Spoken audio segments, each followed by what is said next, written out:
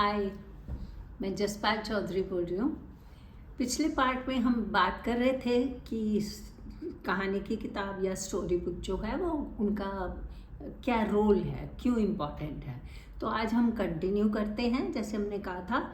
लेकिन उससे पहले एक बात कहना चाहूँगी कि जब हम किताब की रोल की बात करते हैं कि बच्चों को किताबों का शौक़ होना चाहिए, सुनने की तमन्ना होनी चाहिए, उनके अच्छा लगना चाहिए, तो उसके लिए दो बातों का ध्यान रखना पड़ेगा आपको। एक तो ये कि कभी आपके हाथ में भी कोई किताब होनी चाहिए, मॉडलिंग जिसको हम कहते हैं। अगर आप कभी कोई मैगज़ीन उठा के पढ़ो, पेपर उठा के पढ़ो, कुकिंग बुक उठा के पढ़ो, कोई भी नॉवल उठा के पढ़ो, कोई भी किताब अगर बच्चे ने आपके हाथ में नहीं देखी तो बच्चा किताब की तरफ तवज्जो ही नहीं देगा, ध्यान ही नहीं देगा। दूसरी बात ये कि आपके घर में बच्चों की जो स्टोरी बुक्स हैं वो पढ़ी होनी चाहिए, ताकि जैसे वो खिलौने उठा के खेल सकता है तैसे वो किताब उठा के भी पढ़ सकता है। और जब कहीं आप बाहर जाते हो, जैसे कभी ऑडियोलॉजिस्ट मैपिंग के लिए आपकी अपॉइंटमेंट है, डॉक्टर से अपॉइंटमेंट है, या आप बस स्टॉप पे वेट कर रहे हो, कैसे भी बच्चा आपके साथ है, तो बच्चे बहुत उत्सुक हो जाते हैं कि क्या करें। उनके लिए एक किताब अपने हाथ में ज़रूर रखिए। वो उस समय वो किताब के चाहे पन्ने ही पलटे रहें, आपको कहानी भी बताने की ज़रूरत नहीं है, तो उनकी ऑटोमेटिक रिवीजन होती रहेगी। तो हम बात कर रहे थे कि किताबों से हम क्या सिखा सकते हैं, क्यों ज़रूरी है। तो ये एक है natural repetition of vocabulary. Research बताती है कि अगर एक बच्चा एक शब्द बोलता है, नया शब्द सीखता है, उसका इस्तेमाल करता है, तो उससे पहले उसने वो शब्द 40 डिफरेंट वाक्य में सुना है, क्योंकि वो हर समय सुनता रहता है। तो हम 40 बार तो एक वाक्य को बार बार रिपीट नहीं कर सकते ना, बच्चा तो ध्यान ही नहीं देगा। तो कुछ किताबें ऐसी होती हैं जिसमें रेपिटिशन होती है, रेपिटिशन ऑफ लाइन और रेपिटिशन ऑफ वोकैबुलरी होती है। तो वो किताबों से नई भाषा सीखने में बहुत मदद मिलती है। जैसे कि एक किताब है, एक सेट है बुक्स का जिसको मिस्टर सीरीज़ कहते हैं और मिस सीरीज़ कहते हैं। तो उसमें इंग्लिश में है, लेकिन आपको तो पिक्चर्स का ही इस्तेमाल करना है, पढ़नी थोड़ी है आपने। तो उसमें हर पिक्चर में, हर वाक्य में, अगर आप बोल रहे हो मिस्टर क्लमजी, तो हर पेज पर एक वाक्य ज़रूर आएगा जिसमें क्लमजी शब्द का इस्तेमाल किया जाएगा। तो पूरी किताब में 30-40 बार क्लमजी शब्द का इस्तेमाल होता ही है, और वो बहुत मीनिंगफुल होता है, फन लविंग होता है, बोरिंग नहीं होता। तो उससे बच्चा नया शब्द सीख जाता है। जब तक आप कहानी ख़त्म करोगे ना, वो क्लमजी का मतलब भी समझ जाएगा और क्लमजी का इस्तेमाल करना भी शुरू कर देगा। इस तरह बहुत से वो किताबें हैं, mister forgetful, mister day dream, mister happy, all that. एक और है जैसे स्पाइडर की एक कहानी है जिसमें the spider is spinning the web.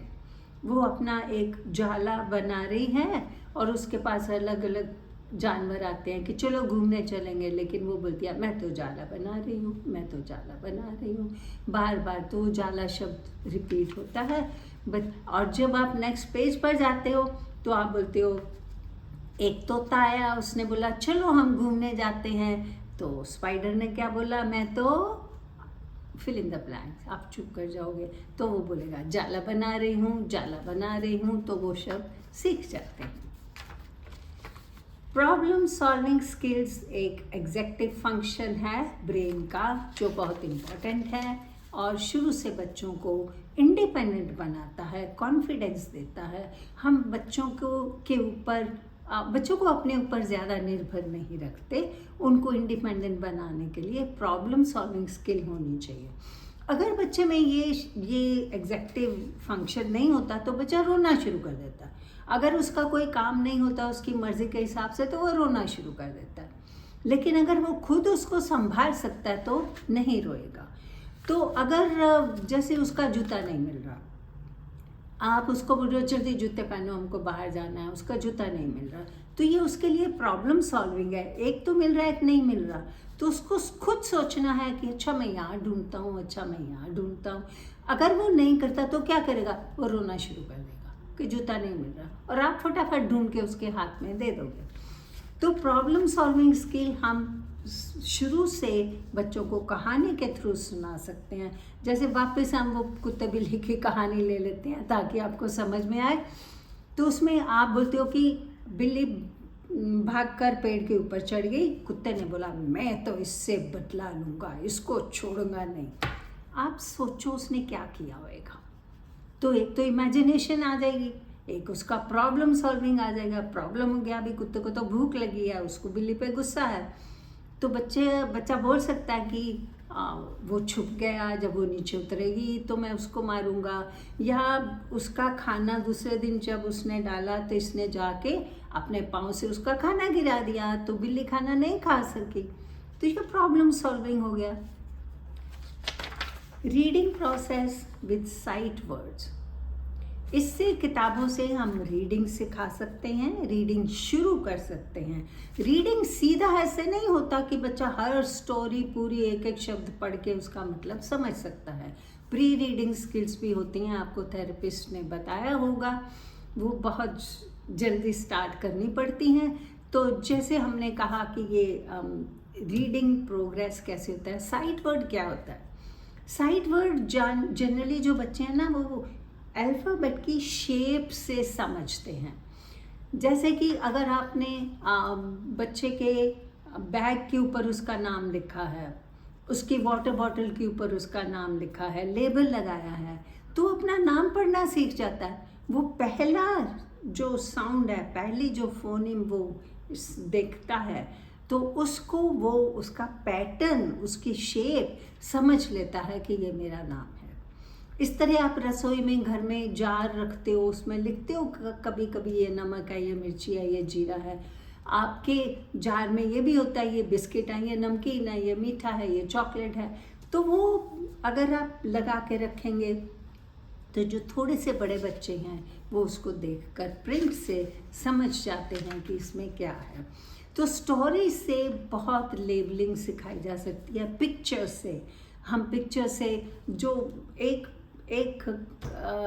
Character के द्वाले और भी बहुत से ऑब्जेक्ट होते हैं जिनके बारे में बात की जा सकती है। Building knowledge through new concepts, new concepts हम इनके किताबों के थ्रू सिखा सकते हैं। जैसे अभी आप रॉकेट की बात कर रहे हो, सबमरीन की बात कर रहे हो, तो वो बच्चों को मालूम नहीं है, आप दिखा भी नहीं सकते, एक्सपीरियंस भी नहीं दे सकते।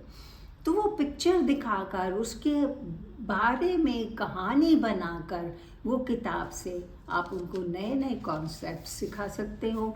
एब्स्ट्रैक्ट कॉन्सेप्ट्स भी सिखा सकते हो, जैसे कि dream.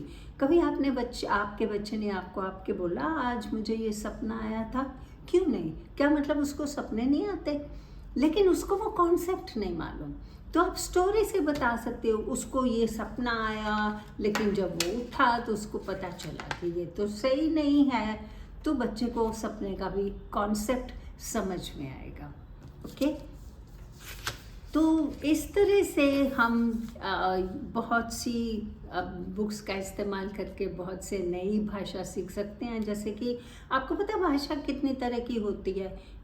Language of maths, social language, emotional language, advance language, academic language, ये सब तरह की भाषा का उपयोग और उसकी अंडरस्टैंडिंग ये किताबों से सिखाई जा सकती है।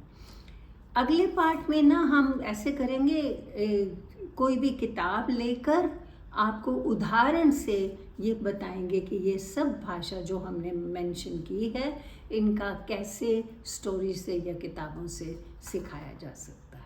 आज हमने जिसके बारे में बात की, अगर आप उसके बारे में और भी जानकारी लेना चाहते हो तो हमारी कॉकलियर वेबसाइट पर जाइए, जहाँ पे आपको रिसोर्सेज मिलेंगे अर्ली इंटरवेंशन के नीचे, और उसका लिंक आपको नीचे दिया गया है। अगर आपके कोई प्रश्न हैं या कुछ और जानना चाहते हो या कोई कमेंट्स हैं तो आप कमेंट सेक्शन में लिख सकते हैं।